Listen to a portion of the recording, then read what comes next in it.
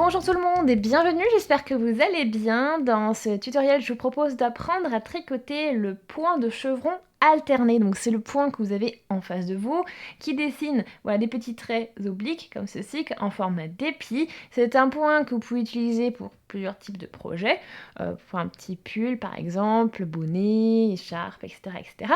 Et je vais vous montrer maintenant dans ce tutoriel pas à pas comment le tricoter. Pour tricoter le point de chevron alterné, vous allez devoir monter un nombre de mailles qui soit un multiple de 3 plus 1. Donc pour monter les mailles et puis pour tout ce qui est base au tricot, je vous invite à aller regarder la playlist qui s'affiche en haut à droite qui s'appelle Premier pas au tricot, et dans cette playlist tout vous est expliqué. Donc toutes les bases du tricot vous sont expliquées pas à pas, donc notamment comment monter les mailles, tricoter une maille en droit, envers, etc., etc. Donc si vous en avez besoin, je vous invite vraiment à aller la regarder. Concernant le travail du point, je vais vous montrer comment ça fonctionne. Donc j'ai une base de 25 mailles, donc multiple de 3, 24 plus 1. Donc maintenant, je vais vous montrer donc comment tricoter le premier rang de ce point.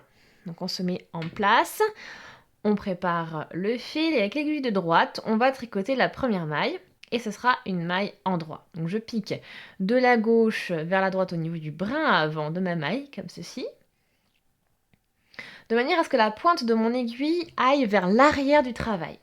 Je vais maintenant chercher le fil et le passer dans la maille. Donc là, ainsi, j'ai tricoté une maille en droit. Ensuite, on va faire un jeté. Donc pour cela, je prends l'aiguille de droite, je passe derrière le fil et je relève de cette manière. Ensuite, la maille suivante, je vais la glisser comme si je la tricotais envers. Donc c'est-à-dire que je piquais en fait dans la maille de la droite vers la gauche. Comme ceci. Et je glisse la maille sur mon aiguille de droite.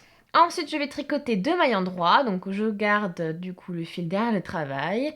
Je pique ici donc à la gauche vers la droite, comme ci dans ma maille, et je la tricote en droit. Puis pareil pour la maille suivante, je la tricote en droit. Donc là, on vient de tricoter 2 mailles en droit. Donc une maille en droit, jeter, maille glissée, comme ça on a tricoté envers, 2 mailles en droit. La maille que j'ai glissée maintenant, je vais aller la chercher avec l'aiguille gauche et je vais la passer par-dessus les 2 mailles que je viens de tricoter en droit. Comme ceci, vous voyez, on passe la maille par-dessus et ensuite on glisse le tout sur l'aiguille de droite. Donc maintenant, je vais vous remontrer le schéma. Le schéma, du coup, c'est jeter, donc le jeter, comme je vous ai montré. On glisse la maille comme si on a tricoté envers, donc c'est-à-dire que je pique avec l'aiguille de droite de la droite vers la gauche dans ma maille au niveau du brin avant. Je glisse tout sur mon aiguille de droite. Je tricote 2 mailles en droit, donc 1 et 2.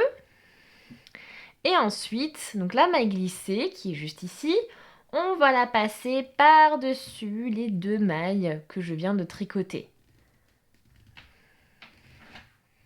Voilà. Et je vous laisse répéter ce schéma jusqu'à la fin du rang. Donc vous avez vos multiples de 3 et la plus 1, en fait, c'est la première maille que vous avez tricotée au début du rang. Le rang numéro 1 est maintenant terminé, on va pouvoir tourner le travail et passer au rang numéro 2. Donc pour le rang numéro 2, on va commencer par tricoter une maille envers. Donc on se met en place. Donc vous avez vu, j'ai piqué avec l'aiguille de la droite vers la gauche dans ma maille.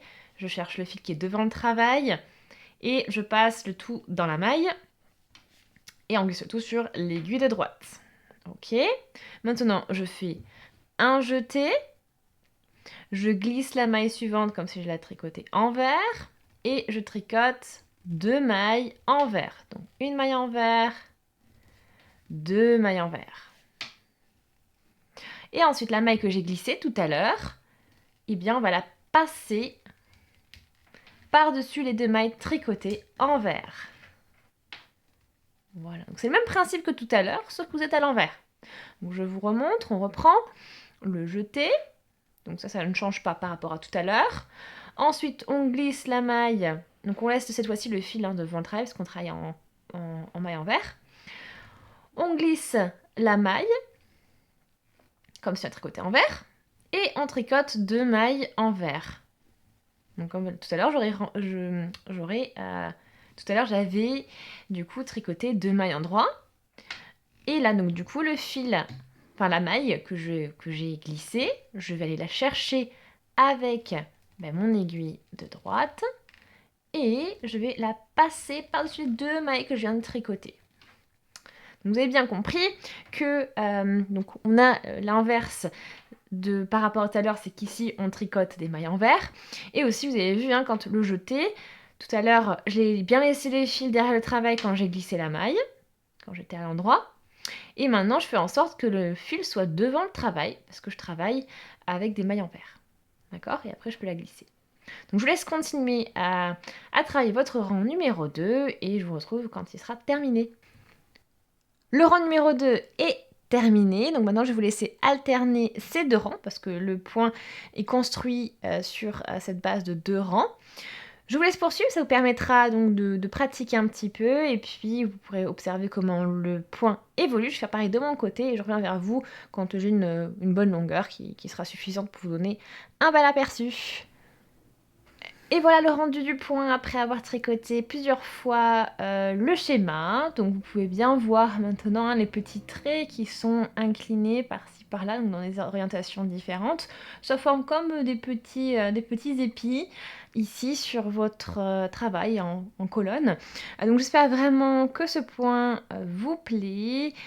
Si c'est le cas, aimez la vidéo, laissez des commentaires aussi, posez vos questions si vous en avez. Donc c'est vraiment un point que vous pouvez utiliser pour plusieurs types de projets, pour un petit bonnet par exemple, une écharpe, etc. etc. Je vous invite à vous abonner à la chaîne si ce n'est pas encore fait, tout en cliquant sur la petite cloche pour être notifié dès que je publie un nouveau tutoriel. Je vous invite également à partager si ce n'est pas encore fait par exemple, ça peut toujours être utile.